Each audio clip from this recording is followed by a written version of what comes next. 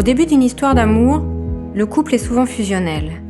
On a envie de faire plaisir à l'autre et on le considère comme son prince charmant ou sa princesse.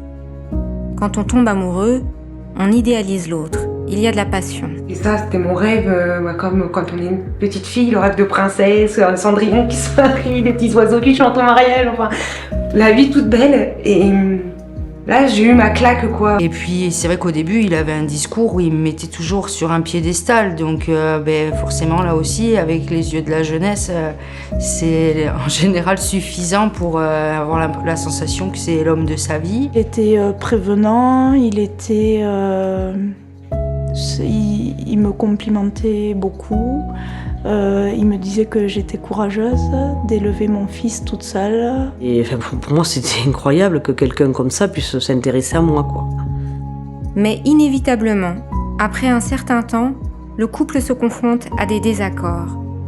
Très rapidement, on peut détecter s'il s'agit de simples conflits ou si la violence va s'installer dans le couple. Un événement, comme le mariage, un déménagement ou la naissance d'un enfant, peut en être le déclencheur. Distinguer le conflit de la violence est très important, car si le conflit est normal et autorisé, la violence est en revanche destructrice et interdite par la loi. En fait, c'est pas simple, on confond souvent conflit et violence. Le conflit, il est inévitable dans le couple, on se confronte à des désaccords, et ce désaccord va entraîner évidemment parfois de la colère. Parfois, on va partir en claquant la porte, on va peut-être monter le ton. Mais dans le conflit, le couple est toujours à égalité. Il n'y a pas la volonté d'imposer par la force quelque chose. À un moment ou à un autre, on va s'écouter, on va échanger. Et finalement, le conflit va se régler par le dialogue. La violence dans la terminologie courante et celle qui est fixée par la loi sont deux choses assez différentes. La définition qu'on peut en donner globalement, c'est une atteinte à l'intégrité corporelle qui va être imposée par une personne sur une autre. Donc il n'y a pas que les coups. Le raisonnement qu'on retrouve assez régulièrement chez bon nombre de victimes, c'est de dire « mais j'ai pas été frappé, j'ai pas eu de coups ». Donc il n'y a pas de violence. Mais je pensais pas concrètement que c'était de la violence conjugale parce que là aussi on a tendance toujours à schématiser la violence conjugale avec des femmes qui se retrouvent avec la tête tuméfiée, vraiment avec des actes qui sont plus voyants, plus marqués. Moi, les 10 premières années, ça a surtout été de la violence psychologique. En fait, à ce moment-là, je me suis dit, c'est bizarre, j'aurais tout ce qu'il faut pour être heureuse. Et en fait, je me sentais très mal, quoi. Je me disais qu'il y avait quelque chose qui allait pas, mais que ça venait de moi, en fait, pas de lui. Une bousculade, ça peut être une violence. Et même la violence peut ne pas être physique. Elle peut simplement, il peut ne pas y avoir de contact avec la victime et on peut considérer qu'il y a des violences dans le fait de rechercher à faire peur à sa victime. Voilà. Ça peut se traduire par des dégradations qui seraient impressionnantes, par le fait de donner l'impression qu'on va foncer dessus avec son véhicule ou attraper des instruments, des armes et puis emporter des coups un peu partout, faire voler des objets dans une pièce. Voilà, tout ça peut être considéré par la justice comme étant une violence. L'auteur cherche à dominer l'autre et il va tout essayer pour rabaisser la victime et lui faire perdre toute confiance en elle. Il la dévalorise. Il la rabaisse constamment par des reproches. Jamais rien ne va, tout est prétexte à des reproches, et il va chercher à la culpabiliser et à contrôler ses déplacements et ses fréquentations, parfois même en utilisant les nouvelles technologies, comme un traceur ou une puce GPS.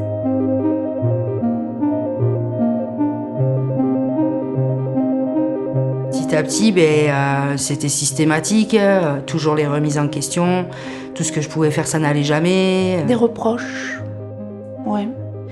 Des reproches sur tout et rien, quoi. Ça va être le ménage, la cuisine qui n'était pas assez bien faite, des fois l'habillement aussi, voilà. On essayait de tout faire pour faire plaisir, pour faire à manger, le plat qu'il aimait. Enfin, de toute façon, ça allait pas. De toute façon, c'était cramé, c'était trop cuit, pas assez cuit. Enfin, voilà. Hier, pas si trop dense. Mais tout était sous. Quand on nous disait blanc, Parce qu'on espérait que ça... Ben non, lui il voulait noir, et si on disait noir, lui il voulait blanc. Donc de toute façon, c'était pour tous, tout était comme ça. On a décidé de se marier. Et puis là, là, ça a été la descente aux enfers. Et oui, il y a eu beaucoup de reproches, il n'y a plus rien qui allait en fait. J'étais incapable de faire, si on l'écoutait, de faire quoi que ce soit. Il l'humilie devant les autres, devant les enfants. Et à ce moment-là, j'avais envie de me suicider. Parce qu'il me rabaissait tellement que je voyais plus quoi je servais en fait. Puisque tout ce que je faisais c'était nul, tout ce que je disais c'était nul. Que même envers ses collègues j'étais nulle. Il la dénigre par du silence ou de l'indifférence. Indifférent. Et c'est la chose qui fait le plus mal. C'est une indifférence, c'est-à-dire que vous posez une question, il ne vous répond pas. Vous racontez votre journée, il s'en fiche, il ne vous répond pas. Vous vous dites, je suis pas intéressante, il faut que j'arrive à trouver la chose qui va l'intéresser. Parce que ce que je dis, ça doit être stupide. Il crée un climat de peur. C'est-à-dire que les violences psychologiques font partie des violences. Ce que je vous disais tout à l'heure quand je parlais de la peur, le fait de pouvoir créer une peur, ça c'est typiquement une violence psychologique. Au bout d'un moment, c'est la peur aussi qui a commencé à arriver, parce qu'avant les premiers coups, forcément, il y avait les menaces de coups. Donc à me dire, de toute façon, toi tu me cherches, hein, mais un jour tu vas en prendre une. Tous les jours, il me reprochait tous les matins de ne pas lui sourire. Quand vous avez la peur dessus, vous avez beau essayer de vous forcer, le sourire il n'est pas naturel. Et quand il arrivait, qu'il se levait, qu'il voyait que voilà, c'était pas un sourire naturel, bam, ça tombait. Il criait, oui, il se mettait à crier, à insulter, à taper aussi sur les meubles au début. Il la culpabilise. Pour l'agresseur, tout est toujours de la faute de l'autre. Le dominant ne se remet jamais en question. Il cherche à la rendre coupable en permanence. Au début, on tient tête, et puis après, vu que c'est toujours de notre faute, j'étais plus dans la passivité, parce que je voyais que ça servait à rien de tenir tête pour quelque chose, que ça me retombait toujours dessus, quoi. Il y avait toujours une explication, mais c'était toujours de ma faute. Moi, j'étais persuadée que c'était moi la fautive. Parce que j'en arrivais à piquer des crises de nerfs, mais je devenais folle d'ailleurs, carrément folle. Et j'étais persuadée que c'était moi. Et au regard des autres, j'étais d'ailleurs la personne qui était agressive, alors que j'étais mariée avec un homme merveilleux, formidable. Parce que devant les autres, c'était le sourire jusqu'aux oreilles, toujours prêt à rendre service. Il la met sous son emprise. Dans le couple, on peut dire que l'auteur va faire en sorte que la victime dépende de lui. Il va utiliser des stratégies pour créer cette emprise. Il crée une dépendance affective, en disant par exemple à la victime que personne ne peut l'aimer comme il l'aime. Il alterne les petites phrases assassines et les compliments. J'étais la meilleure, il avait de la chance de m'avoir, j'étais la plus belle chose qui lui était arrivée dans sa vie, j'étais même mieux que sa mère qui disait. Et lui qui était du coup quand même toujours à me valoriser malgré ses attitudes, en fait je pense que oui, je me suis raccrochée à ça. Il cherche à isoler la victime, à l'empêcher de contacter sa famille et ses amis, ou à créer une situation de dépendance économique ou administrative. Par exemple, en privant la victime de ses papiers, passeport, carte d'identité ou encore carte de crédit. Et moi, j'avais pas le droit de voir les papiers. Je pouvais pas avoir un œil sur l'argent, comment ça partait. Petit à petit, ça s'est fini qu'on n'allait plus du tout chez mes parents, quoi. Du coup, je ne voyais plus personne. Et voilà, j'étais un peu enveloppée par lui, protégée de tout le monde de l'extérieur, mais en fait, il m'empêchait que tout le monde vienne me voir, en fait. Et moi, j'avais pas le droit de sortir. Il manifeste de la jalousie, ce que l'on pourrait confondre avec une preuve d'amour. Les peu de copines que j'avais, dû à mon apprentissage, en fait, quand on essayait de se voir de suite, c'était « Ah, mais attends, on se voit pas la semaine, t'es toujours au boulot, et le week-end, tu vas encore aller promener avec les copines. On se voit pas, on profite pas. » Alors, ça m'embêtait de pas profiter de mes copines, mais dans le fond, je me disais, en fait, c'est mignon ce qu'il me dit, quoi, parce que je lui manque toute la semaine, donc il a envie de passer du temps avec moi. Donc, tant pis pour les copines. Ça a été très vicieux parce que ça a été des menaces sans arrêt. notamment au travail. Il fallait pas que je parle avec qui que ce soit, aucun homme, surtout aucun homme. Mais si j'avais le malheur de croiser le regard d'un homme, je savais que j'allais ramasser parce que c'était de ma faute. Il lui dit qu'elle n'est pas capable. C'était toujours avec beaucoup de finesse, il m'a rabaissé. Physiquement, surtout, j'étais capable de rien faire, ni de conduire, ni rien. Je conduisais quasi plus parce que il conduisait tout le temps, il me laissait jamais conduire. Et c'est pareil, ça rentre dans la tête et on se dit je suis pas capable de conduire, quoi. Ça me paraîtrait assez surprenant de trouver une seule situation de violence physique qui n'ait pas été précédée par de la violence morale. Pour un oui ou pour un non, il cherchait en fait toujours le petit détail pour amorcer une dispute et puis je me retrouvais tapé, bousculé, attrapé par les cheveux parce que les premiers temps de toute façon c'était jamais vraiment des coups, en tout cas des coups qui ne laisseraient pas de traces. Il jouait beaucoup sur la psychologie parce que ça se voyait pas. Alors c'était pas vraiment des gifles parce que c'est surtout sur le bras, un coup de poing au bras ou un coup de pied dans les jambes, mais quelque chose, ça se voit pas. Des bleus, ça se voit pas. Un soir, il a pété un plomb en me demandant de me déshabiller, de me mettre toute nue. J'ai cru qu'il allait me violer. Et il est revenu à lui, je pense, quand même, de voir la peur que j'avais. Il m'a regardé, il m'a dit « mais je vais pas te violer, n'importe quoi, assieds-toi à côté ». Et je me suis assise en boule, toute nue, au bout du canapé, et il m'a envoyé 3 coups de poing. C'est la première fois qu'il tapait si fort, dans la cuisse, si bien que j'ai passé tout le mois de juillet avec la cuisse tuméfiée, que j'ai pas pu mettre de short, parce qu'il fallait vraiment camoufler ça. Et après, ça a été les coups, et ensuite, c'est parti, mais sur le visage, là, il se contrôlait plus, quoi. C'était... voilà, tu vas aller chercher du fond de teint, sauf que le fond de teint, ça cache ça cache pas tout. C'était ça sans arrêt. Et après, ça a été des griffures. Alors, j'ai me griffé, j'ai tout eu. D'abord, ça a été les coups. Ça a été donc une fourchette qui m'a plantée là, en haut du dos, entre le dos et une clé qui m'a cassé quand même. Une clé comme ça, il faut quand même la tordre dans le dos, il faut y aller. Un coup de couteau dans la cuisse, il a essayé de me noyer. Il m'a attrapé, il m'a fait passer à travers une porte et après il m'étranglait et il m'a collé contre un mur et il me disait je vais te tuer, tu peux pas me quitter comme ça, je vais te tuer, quoi. Quand il est rentré d'OPEX, il fallait avoir une relation de suite. Alors que j'accouchais le lendemain, on avait rendez-vous pour un déclenchement. Et ça de suite quand il est revenu. Et il m'a fallu je sais pas combien d'années pour qu'on me dise mais si le viol conjugal ça existe. Pour moi, j'étais mariée, ça n'existait pas, quoi. Pour arriver à lui à se calmer de ses nerfs, c'était un moyen comme il y en a qui vont prendre l'air ou prendre un verre d'alcool. Non, là c'était un acte sexuel en fait qu'il fallait pour qu'il puisse se calmer.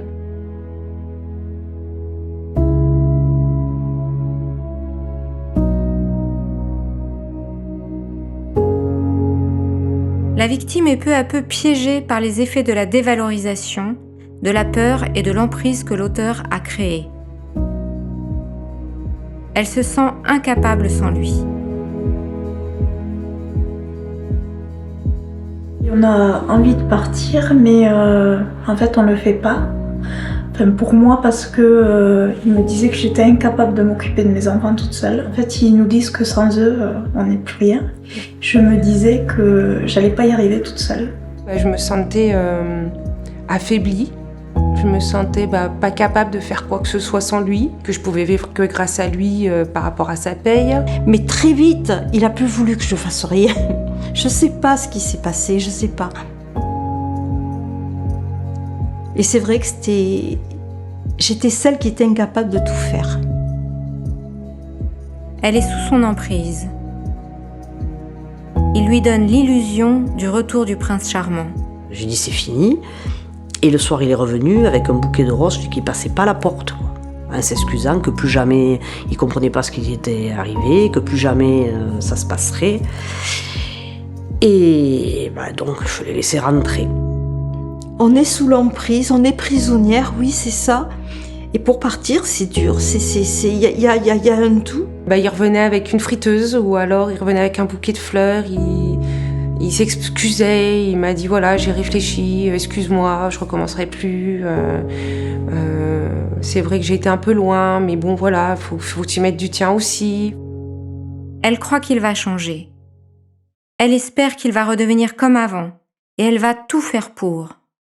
La première demande qui est faite en fin d'entretien, c'est « Pourriez-vous recevoir mon compagnon ? Pourriez-vous recevoir mon mari, mon époux ?» Parce que je pense que tout ce qu'on vient de dire là, tout ce que vous me dites là, il faut qu'il l'entende. Il faut qu'il l'entende parce que quand vous allez lui dire, vous, il va vous écouter. Vous, il va vous croire. Vous, ça va forcément faire quelque chose.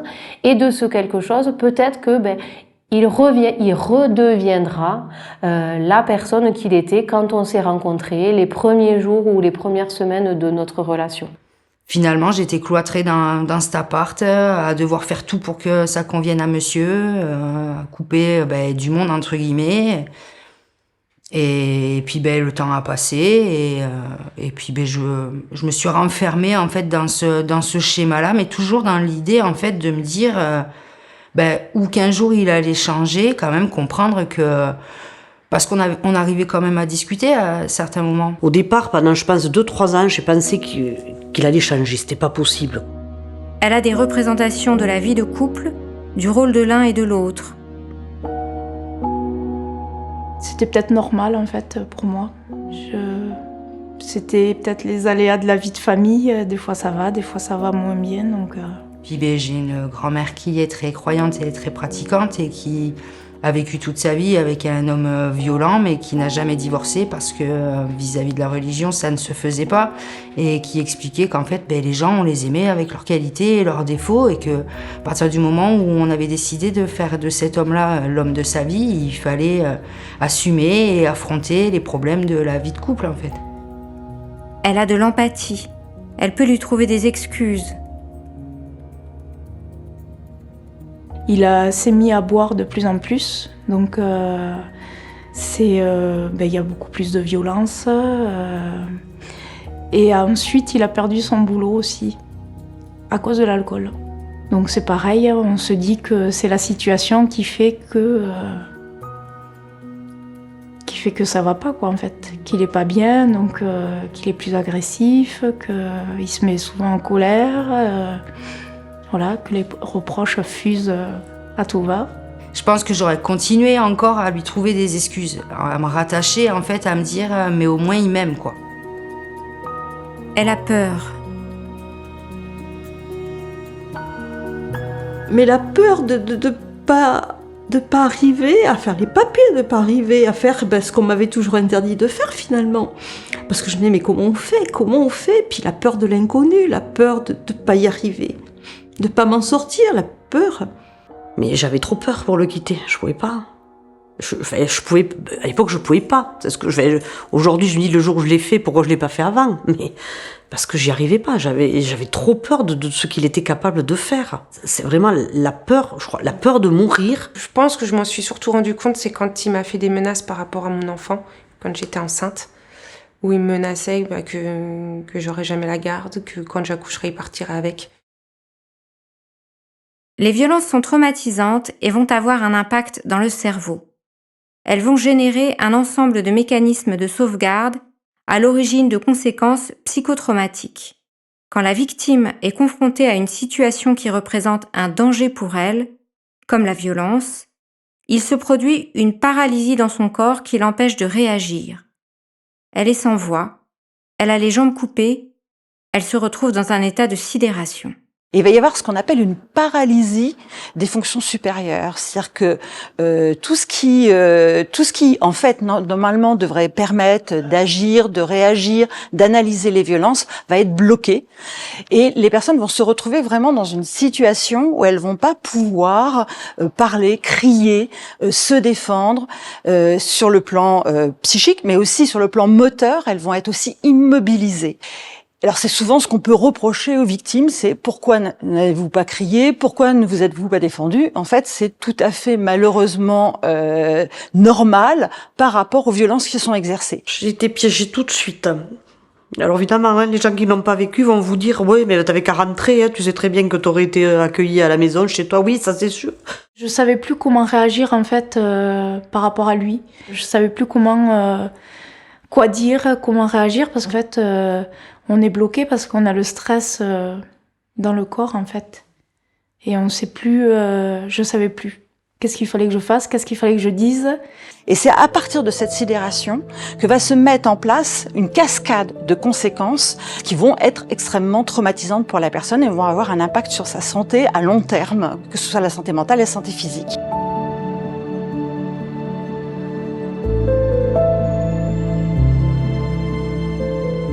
Dans le cerveau, on a une petite structure qui s'appelle l'amygdale cérébrale, qui s'allume en cas de danger, qui fait sécréter par les surrénales de l'adrénaline et du cortisol qui permettent à l'organisme de se préparer à agir, à fuir face à des violences. Très rapidement, on va se retrouver avec des doses d'adrénaline et de cortisol qui représentent un risque vital pour l'organisme et qui vont avoir un effet stress extrême. C'est-à-dire qu'avec un impact sur le cœur et sur le cerveau, on peut mourir de stress et on peut avoir des atteintes neurologiques très importantes du fait d'un excès de cortisol. Et à ce moment-là, le cerveau n'a comme moyen pour permettre la survie de l'organisme, de la personne, que de disjoncter exactement comme dans un circuit électrique qui serait en survoltage. Et cette disjonction se fait avec aussi la sécrétion de drogues dures par le cerveau qui font une sorte de cocktail morphine-kétamine qui vont complètement anesthésier la personne physiquement et émotionnellement. Le cerveau serait donc capable de nous anesthésier afin de protéger notre organisme face à une situation de violence.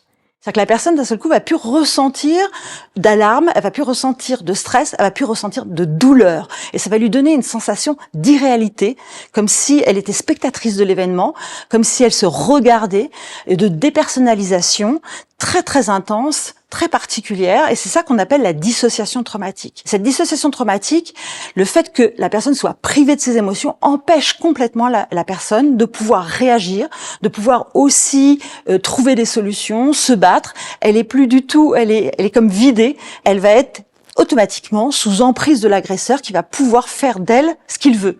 Et en fait, ce qu'il a fait, c'est qu'il s'est allongé devant la porte de la chambre pour pas que je parte en pleine nuit avec les enfants et tout ça. Voilà, donc je me suis allongée. Je pense qu'au bout d'un moment de fatigue ou je sais pas quoi, je me suis quand même endormie. Et quand je me suis réveillée le matin, j'étais dans un autre monde, quoi. Donc là, j'étais, je sais pas, en état de choc, je pense. Donc je me suis levée, j'étais déjà habillée et je lui ai dit là, laisse-moi sortir, il faut que j'aille au médecin, je me sens vraiment pas bien. Et cette dissociation traumatique aussi, ça va faire qu'il va y avoir une tolérance à la douleur, une tolérance aux violences très très particulière. C'est-à-dire que les personnes, elles savent qu'elles vivent des violences, mais c'est comme si elles n'étaient pas graves ou comme si ça ne les concernait pas. Elles vont être piégées et ça explique pourquoi les victimes peuvent rester aussi longtemps avec un agresseur, parce qu'elles sont anesthésiées. Ce qu'il faut savoir, c'est que tant que le danger perdure, tant que la victime est exposée à l'agresseur, particulièrement dans l'enfance par exemple, dans les couples, quand il y a des maltraitances, des violences sexuelles, elle va rester dissociée. Elle peut rester dissociée 10 minutes, un quart d'heure, mais une journée, mais aussi des mois, des années. Elle peut rester dissociée 10 ans, 20 ans et sembler tolérer des situations intolérables. L'autre grande difficulté et qui, moi, est quand même est récurrente, ce sont les petites violences répétées. On s'habitue. Enfin, voilà. La victime s'habitue. J'ai plein, vous voyez, en vous disant ça, j'ai plein de situations qui me reviennent en tête, de femmes, souvent des femmes, qui me disent « Mais tous les matins, il passe à côté de moi, il me met une gifle et il m'insulte. » Mais vous savez, docteur, c'est comme ça depuis 20 ans. Et là, on a une femme qui nous dit « Oui, non, mais non, j'ai l'habitude, j'ai pas mal, ça me fait plus rien. » La dissociation provoque des troubles de la mémoire. Les victimes ne sont plus en mesure de resituer les événements dans le temps et sont perdues dans la temporalité. Je serais incapable de vous dire l'émotion que je pouvais avoir à ce moment-là. En fait, je crois que mon corps a toujours été dans le silence d'un mal-être. Je me suis oubliée intérieurement. J'ai oublié mes ressentis, j'ai oublié tout. Je sais plus ce que j'allais dire. Et je sais plus. Vous pouvez me redire parce que là du coup je suis partie.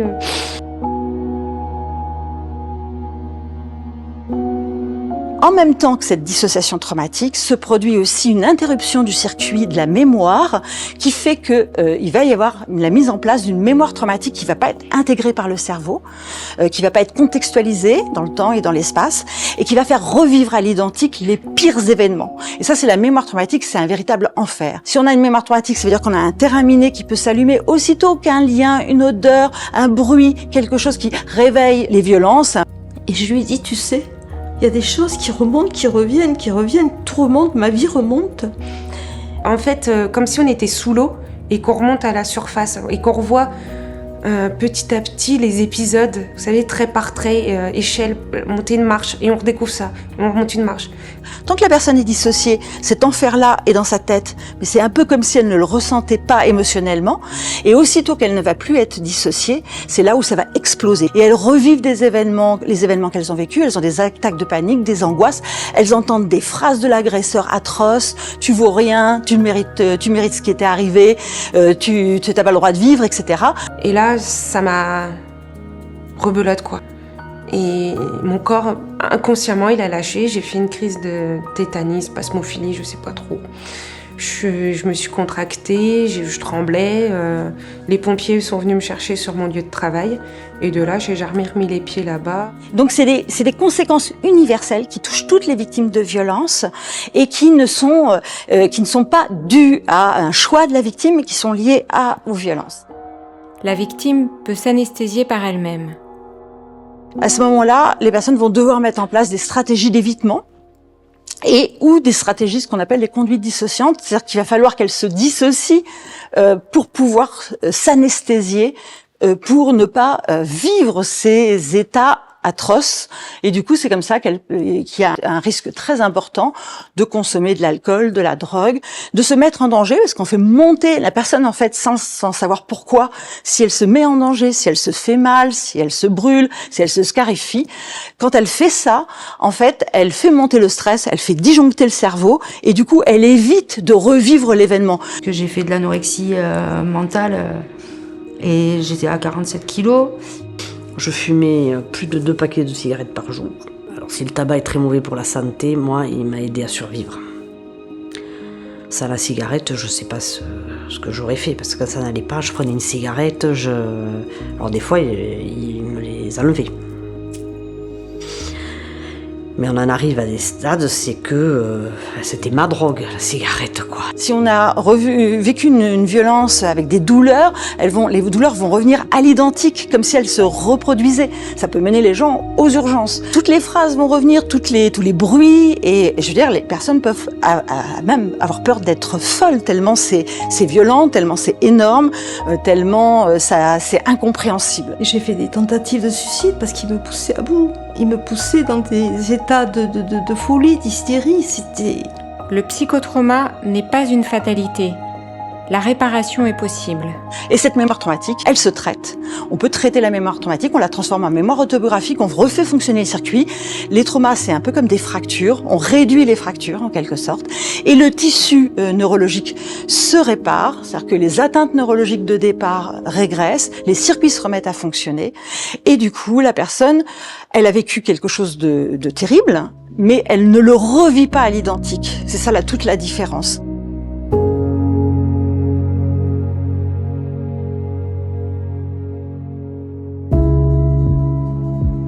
Quitter le domicile et y revenir peut faire partie du parcours de sortie des violences. Le départ définitif peut prendre quelques jours, quelques mois, voire quelques années. L'idée, c'est d'être convaincu que si j'ai décidé de partir, c'est parce que j'ai tout essayé derrière. Parce que souvent, elles ne veulent pas partir, elles ne veulent pas briser la famille. Donc j'ai déposé une main courante. Et puis je suis quand même allée me réfugier chez mes parents parce qu'à l'heure qu'il était, c'était 3h30 du matin. Je pouvais pas aller ailleurs. Mais là, j'ai eu le droit aux pleurs. Le lendemain, je suis désolée, je me suis emportée. De toute façon, c'est vrai, j'ai un problème. Quand je bois, je sais plus me contrôler. Donc je te promets, je touche plus une goutte d'alcool. J'avais vraiment en face quelqu'un qui avait l'air de ne plus du tout avoir envie de recommencer les choses, quoi.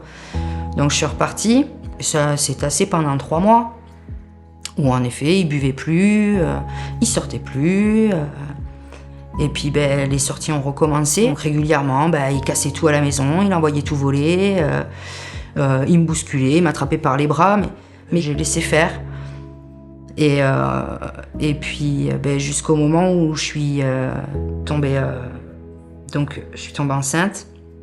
L'assistante sociale m'a convoquée et m'a dit voilà, il se passe ça et ça. Votre fils, en fait, il faut que l'année prochaine, c'était en juin, donc il faut qu'en septembre, il soit soit qu'il aille à l'internat, soit qu'il reparte vivre chez son père. C'est plus possible qu'il vive avec vous dans des conditions comme ça. Et dans ma tête, c'était fini. On allait divorcer, mais j'ai pas pris mes affaires, je suis pas partie de suite en fait. J'étais toujours parce qu'il y avait les enfants, parce que c'était compliqué. Je savais que j'allais le faire, mais comment, quand, je savais pas. Et puis un jour, c'est le déclic. Et c'est au commissariat que j'ai appris que mon petit-fils avait accusé son grand-père de viol. J'aurais peut-être fini par partir un jour, mais ça aurait été encore beaucoup plus tard. Je savais que c'était terminé, parce que j'avais ma fille et il fallait que je protège ma fille. Voilà, ça a été vraiment... c'est ma fille qui m'a sauvée. Je pense que c'est mes enfants qui m'ont sauvée. J'ai pensé très très fort à eux et je me suis dit que je pouvais pas mourir. Je suis partie avec l'estafette, le petit dans la voiture, dans la camionnette jusqu'aux urgences. Là aussi, de voir l'infirmière en train de mesurer mes hématomes, je m'effondrais parce que je me rendais compte quand même là pour le coup, j'étais en train de réaliser quand même dans quel schéma j'étais. Et je crois que c'est vraiment cette fois-là où là, j'ai compris que non, on était vraiment dans la violence et qu'il n'y aurait pas de point de retour. La victime peut se rendre au commissariat ou à la gendarmerie et contacter une association spécialisée. Mais la visite chez son médecin traitant ou aux urgences de l'hôpital est nécessaire car ce sont eux qui doivent rédiger un certificat médical qui va constituer une pièce essentielle du dossier. Quand on vous demande de vous déshabiller, vous avez des bleus plein les bras, les épaules, le dos, partout. Voilà, à un moment donné, on devrait nous poser des questions, mais personne ne l'a fait à l'époque. J'ai dit à la secrétaire qu'il fallait que je le voie de toute urgence. Bon, elle a bien vu que puis j'avais des marques sur le corps, donc il m'a fait un papier. Et il m'a dit qu'il fallait que j'aille porter plainte à la gendarmerie et surtout protéger les enfants qui étaient restés avec lui. La seule personne vraiment qui m'a entendue, et sans parler plus que ça, sans aller dans le détail, c'est notre médecin. Dans le cas où la victime porte plainte, elle sera orientée vers un médecin légiste. Le médecin légiste aujourd'hui travaille quasi exclusivement sur réquisition judiciaire, c'est-à-dire à la demande des autorités de police, de gendarmerie et bien sûr du parquet. Notre formation est axée sur la recherche des signes de violence avec une analyse de ces signes de violence à la fois physiques mais également psychologiques. Par exemple, à travers la datation. Si on voit des lésions d'âges différents que nous allons qualifier et dater dans le temps, ça permettra de corroborer les dires de la victime et d'affirmer ses faits. Dans la consultation médico-judiciaire, on nous demande à la fois une évaluation de la situation et de la répercussion des faits, donc qu'ils soient physiques ou psychologiques, et on nous demande de le traduire, cela, sous forme d'ITT. Ça veut dire incapacité totale de travail. Et ce n'est pas la lésion qui nous intéresse, c'est le retentissement sur la victime qu'on mesure. Une victime qui a une fracture du nez qui n'est pas chirurgicale, qui ne porte pas de lunettes, qui a une bonne vue, je dirais, comme ça va être en fonction du retentissement, mais on peut chiffrer entre 4 et 6 jours. Quelqu'un qui est myope, par exemple, la douleur fait qu'elle ne supporte plus le port des lunettes. Et bien là, le retentissement va être énorme, c'est-à-dire que cette personne ne peut plus se déplacer, ne peut plus prendre sa voiture, ne peut plus au quotidien avoir une vie normale, et ça va durer le temps de la régression de l'hématome et tout ça, et on va passer souvent au-delà des 8 jours fatidiques. Donc, c'est pas la fracture du nez, c'est le retentissement.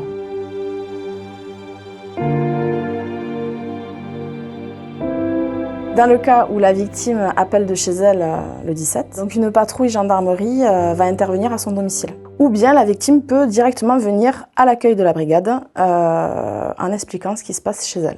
J'ai tendu le papier au gendarme. Quand il a lu le papier du médecin, il m'a dit « c'est qui vous a fait ça ?» Et donc je lui ai dit bah, « c'est mon mari ». Donc il m'a dit « ah non, là c'est pas possible, vous me suivez et vous venez avec moi ». Après il a été très professionnel. Il a pris le temps de m'écouter. Sa collègue a refait des photos avec une lumière exprès pour voir tous les marques sur le corps.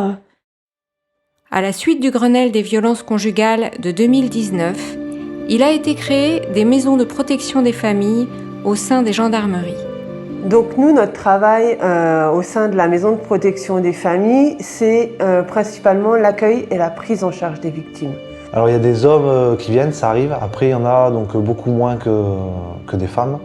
Peu importe l'âge, le sexe de la personne, la prise en charge est exactement la même. On était allé chez une victime à son domicile, elle était en situation de handicap, elle ne pouvait pas se déplacer et on était l'entendre directement chez elle. Voilà. Souvent en fait on va essayer de voir où est-ce que c'est le mieux pour la victime.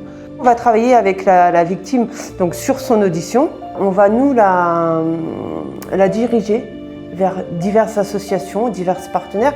Nous, ce qu'on fait, c'est un suivi téléphonique des victimes. On a connaissance de l'ensemble des interventions, de l'ensemble des plaintes qui sont déposées. Certaines nous appellent pour avoir des conseils ou pour nous dire voilà, il s'est repassé tel fait, qu'est-ce que je peux faire? Il n'y a pas de petite violence auprès des victimes en fait. La moindre bousculade, la moindre gifle, il faut pas hésiter à en parler. Voilà. Si ça arrive une fois, ça recommencera. Parce que c'est un cycle, la violence, en fait, et souvent, ça va démarrer par des petites choses, ça va s'arrêter, mais voilà, c'est cyclique et ça recommencera.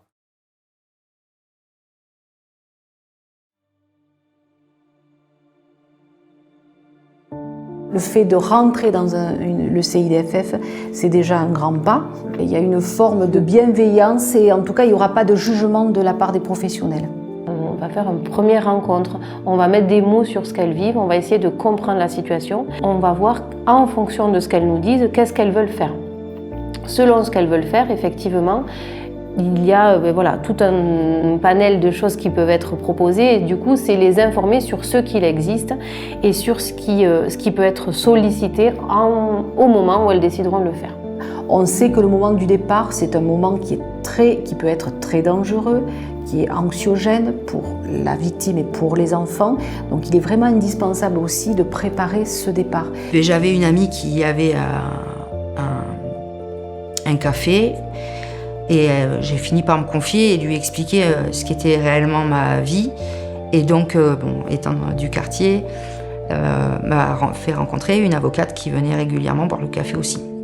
Et elle me dit, il existe le CIDFF, et là je pense qu'il faudrait quand même prendre rendez-vous. Quand la solution, en tout cas le besoin d'hébergement est présent, je me retrouve dans une situation d'urgence où je suis en danger et je ne peux pas dormir chez moi, je ne peux pas rentrer chez moi. À ce moment-là, je dois faire la démarche du 115 et une réponse est systématiquement faite dans toutes les situations. Je me sentais protégée pour le coup, tout simplement le fait de savoir que j'allais être dans un appartement où malheureusement même ma propre famille ne pouvait pas savoir où j'étais, mais lui ne saurait pas où je serais et ne pourrait pas venir me faire quoi que ce soit. Donc après, on m'a dirigée vers le CIDF, voilà, où j'ai rencontré une psychologue aussi, qui était spécialisée aussi dans les violences, voilà. Elle savait de quoi je lui parlais, donc là on se sent écoutée, on se sent comprise. C'est très très important. Et c'est vrai que de pouvoir échanger et de se dire que voilà, qu'on n'est pas folle et que ce qu'on a vécu, c'est pas de notre faute, mais ça fait beaucoup de bien.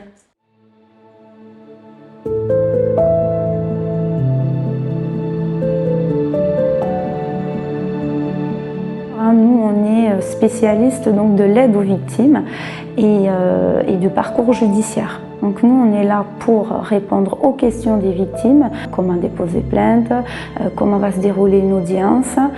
On est aussi présent aux audiences pour les accompagner.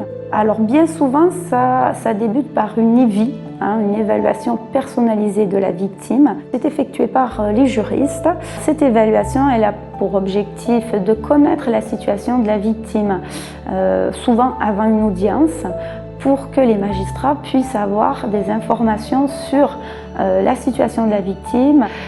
Et c'est important parce que ça permet d'avoir des éléments qui sont actuels, alors que la plainte peut être ancienne.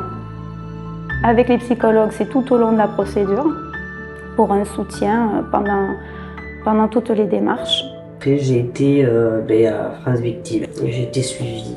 Et on nous aide et on nous fait comprendre que finalement, la fautive, c'est pas nous. De nouveaux dispositifs sont accessibles librement sur Internet pour faciliter la protection des victimes de violences. Mémo de vie et un journal pour garder trace des événements et un espace sécurisé pour stocker des documents. Appel, c'est une application où il y a un bracelet qui est connecté. Elle désigne 3 personnes de confiance qui éventuellement recevront un signal si elle se sent en danger et qu'elle déclenche l'alerte. Alors nous, on le propose gratuitement.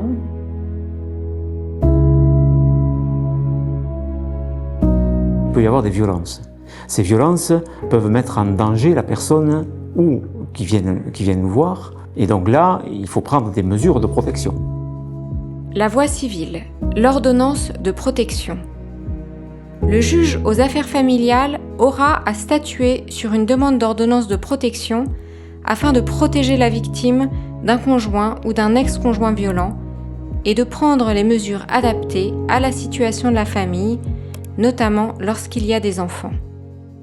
La personne en danger ou la victime va s'adresser au juge aux affaires familiales en déposant une requête. Elle pourra être ou non assistée d'un avocat. Le juge aux affaires familiales rendra sans délai une ordonnance fixant la date de l'audience. Et l'ordonnance sera délivrée dans un délai maximal de 6 jours à compter de la fixation. La victime devra apporter la preuve des violences et du danger qu'elle court par tout moyen, de façon à constituer un faisceau d'indices. La preuve de la vraisemblance des violences peut être apportée par une victime ou une personne en danger de plusieurs manières, et notamment par un faisceau d'indices. Le faisceau d'indices, ça veut dire une main courante, une plainte, des témoignages qui vont être ce qu'on appelle circonstanciés, c'est-à-dire détaillés. Aussi un certificat médical, des décisions pénales, des jugements. C'est tout un contexte qui va être pris en compte, tant pour démontrer le risque de réitération que la difficulté à sortir de l'emprise. Le juge aux affaires familiales prendra plusieurs mesures destinées donc à protéger la victime. Des mesures d'éloignement, donc interdire aux défendeurs d'entrer en relation par tout moyen, donc ça veut dire par le téléphone, par des SMS, par des mails avec la personne en danger, interdire à l'auteur de se présenter dans certains lieux, de détenir une arme. Le juge aux affaires familiales va statuer sur l'attribution du logement commun si les 2 parties vivent ensemble et il pourra l'attribuer à la personne à protéger. La voie pénale, la plainte. La victime peut porter plainte au commissariat, à la gendarmerie ou par courrier au procureur de la République. Il faut que soit clairement dit aux gens qui ont l'intention de déposer plainte pour violence, on ne peut jamais leur refuser, c'est pas possible. Voilà, donc il faut insister, il faut passer par un autre service d'enquête si jamais on essuie un refus, ou directement par le procureur. La plainte déclenche une enquête pour vérifier que l'infraction est établie. Je pense que le premier droit de la victime, c'est qu'il y ait une enquête digne de ce nom qui soit lancée. Cela consiste à réunir le plus d'informations possible pour déterminer si le délit de violence est constitué ou non. Dans la justice pénale, le procureur il a une place très centrale. Il va diriger la police judiciaire, donc diriger toutes les enquêtes, que ça soit fait par la gendarmerie ou par la police. Qu'est-ce que je vais être amené à prendre ? C'est l'audition de la victime, c'est la première chose. L'audition de l'auteur. des témoignages éventuels, des examens et des expertises qui vont intervenir. D'une façon générale, je vais m'appuyer sur tout ce qui peut exister, tout ce qui pourra être renseignement utile qui nous permettra de voir si effectivement ces faits ont bien été commis. La justice va, à partir de ce moment-là, regrouper l'ensemble de ces éléments et faire ce qu'on appelle un faisceau d'indices. Ce qui est très compliqué sur les violences psychologiques, c'est la preuve.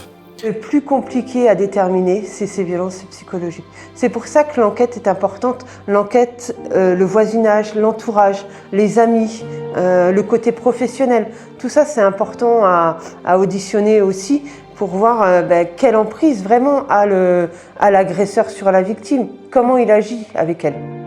Et je voulais pas partir dans le conflit du tribunal, parce qu'en plus, c'est vrai que quelque part, j'ai jamais été faire constater mes blessures, prendre des photos. Mon avocate m'avait dit, tu crois franchement que sans preuve, arriver au tribunal, il va laisser dire qu'il t'a tapé? Ça va être après, du coup, un combat de venir expliquer vraiment et prouver que ce que tu dis, c'est vrai, quoi. Parce que souvent, après, quand on n'a pas de traces malheureusement physiques, c'est souvent la parole de l'un contre la parole de l'autre. Au début, quand il y avait du monde, il se contenait, tout allait bien. Voilà, c'était des compliments, il était attentionné. Puis quand les gens repartaient, c'était toute une autre personne, quoi. Jamais personne dans mon entourage s'est rendu compte de ce que je pouvais vivre à la maison le soir. Donc, et je pense que ça aussi c'était calculé, parce que partout où il allait, il me mettait encore toujours sur un piédestal. Et ma femme, c'est la femme la plus merveilleuse, c'est la plus belle. Donc jamais personne n'aurait pensé qu'il avait ces attitudes-là avec moi. Il essaiera de voir aussi quels sont les besoins sur les mesures de sûreté. Quand on prend une plainte, on demande à la personne si elle souhaite une injonction d'éloignement. Si elle nous dit oui, on informe le procureur. Lui, il va faire une réquisition au JLD, donc au juge des libertés de la détention, qui lui peut prendre la décision de mettre en place cette injonction d'éloignement. Pendant la durée de la procédure, le procureur peut décider de l'éloignement du conjoint violent du domicile, son placement sous contrôle judiciaire en respectant une ou plusieurs obligations comme ne pas s'approcher de la victime ou d'une détention provisoire. Et puis, dans les outils les plus récents, on retrouve aussi des mesures de sûreté, non pas juridiques, mais vraiment techniques, qui ont été développées. Le téléphone grand danger, qui permet à la victime d'avoir sur elle un moyen d'appeler très rapidement les secours, de déclencher une alerte. Le bracelet anti-rapprochement, qui est un système plus perfectionné, mettre en rapport l'éloignement physique entre celui qui a été auteur et celle qui est victime. Donc ça peut être fait au stade de l'enquête, ça peut être fait au moment du jugement, ça peut être fait après. Nécessairement, on a un certain nombre d'affaires pour lesquelles la justice devra dire « je ne sais pas ». Et si je ne sais pas, ça s'appelle, pour le procureur de la République, un classement sans suite, c'est-à-dire qu'on arrête l'enquête, il n'y aura pas de suite, parce que je ne peux pas établir que les faits sont avérés. Même avec tout un faisceau d'indices, parfois le procureur estime qu'il n'y a pas suffisamment d'éléments pour démontrer les faits. Donc ce n'est pas que le procureur ne croit pas à la victime, c'est que face à un tribunal, il pense qu'il ne pourra pas démontrer les faits. Dans tous les cas, il y aura une trace. Et même si le dossier est classé, il pourra servir, peut-être plus tard, s'il y a réitération des faits sur la même victime ou sur d'autres victimes. Je ne me sens pas lié par un retrait de plainte. C'est qu'une fois que la justice est saisie, que le procureur est saisi de faits aussi graves que des violences intrafamiliales, j'irai au bout de la mission. Une fois que j'ai une infraction qui tient, moi, mon rôle va être d'orienter l'affaire vers la bonne procédure, c'est-à-dire apporter une réponse qui sera dans l'objectif de prévenir la récidive. Si l'infraction est constituée, le procureur peut décider alors de la procédure la plus adaptée à la situation. Soit il saisit le juge d'instruction pour une enquête plus approfondie, soit il décide d'une alternative aux poursuites pénales par un rappel à la loi ou une composition pénale, soit il décide d'une poursuite judiciaire par convocation ou comparution immédiate devant le tribunal correctionnel.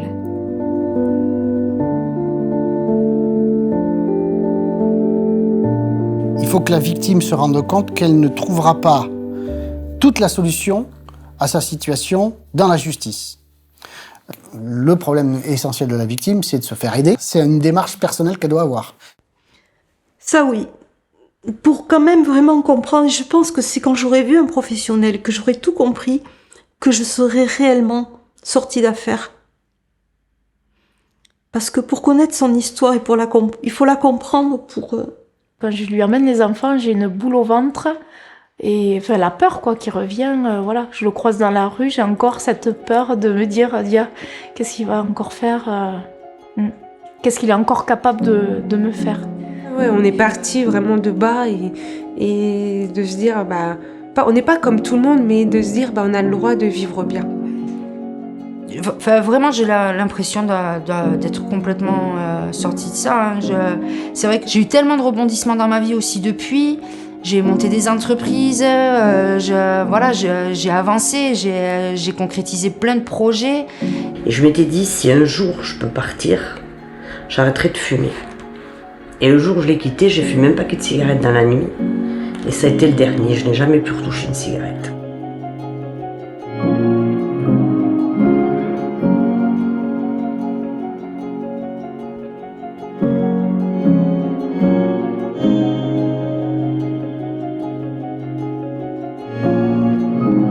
J'ai dépassé vraiment une grosse angoisse, c'était vraiment la peur bleue, j'aurais jamais pensé arriver à le faire. Je crois qu'on se doit d'être là pour toutes celles qui vivent encore et toutes celles qui sont parties.